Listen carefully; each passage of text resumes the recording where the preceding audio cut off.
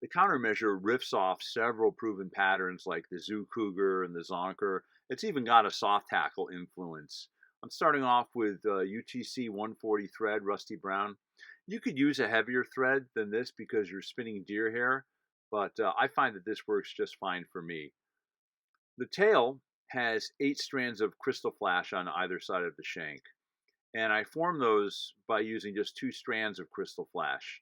I simply double them and cut them, and then double and cut them again.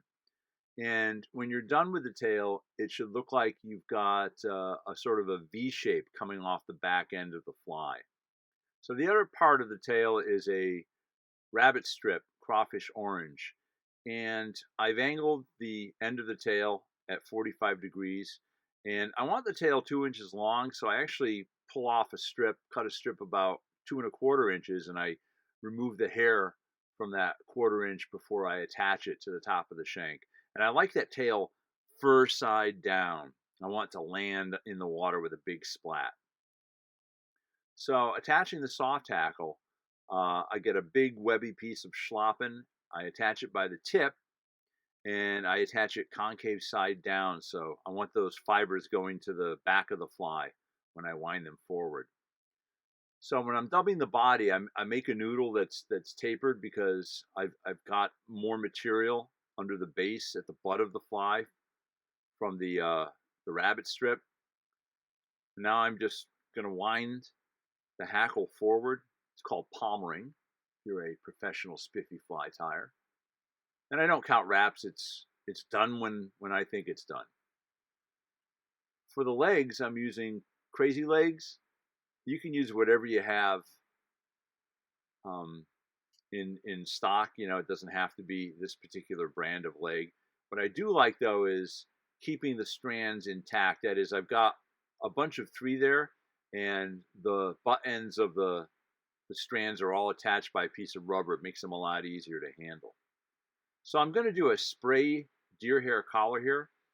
If you need some help doing this or spinning deer hair, go check out Kelly Gallup's YouTube video on spinning and setting deer hair. That's basically what I'm doing here. I'm spinning the thread counterclockwise, and I'm positioning the butts right above the tie-in point.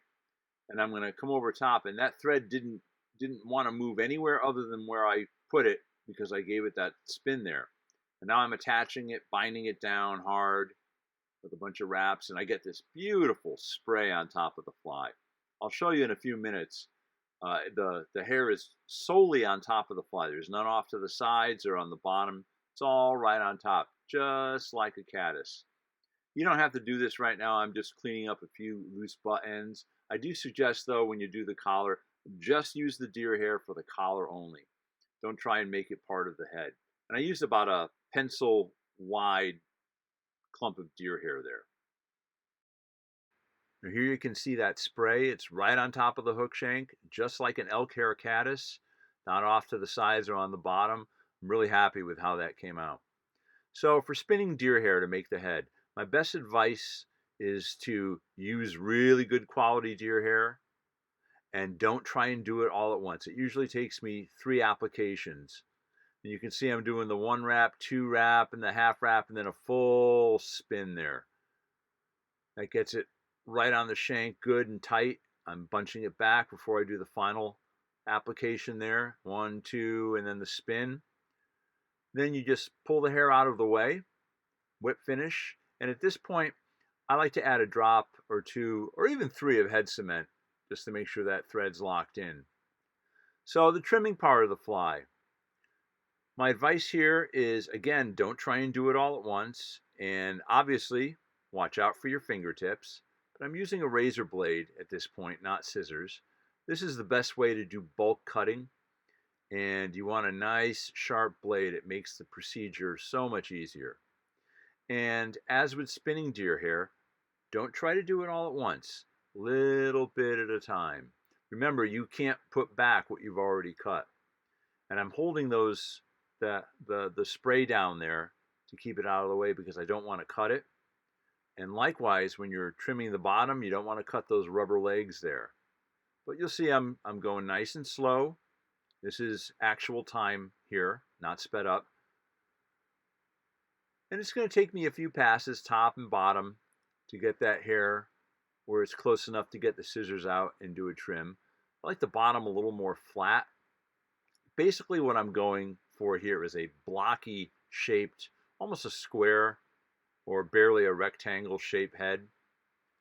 I want it to create a little bit of a wake, but I'm also looking for it to have a certain profile too, something that might look like a head or even sort of a thick neck and body there. So I'm just trimming it off to a point where I'm happy with it, cutting the legs, and there's a countermeasure, and there's another satisfied customer.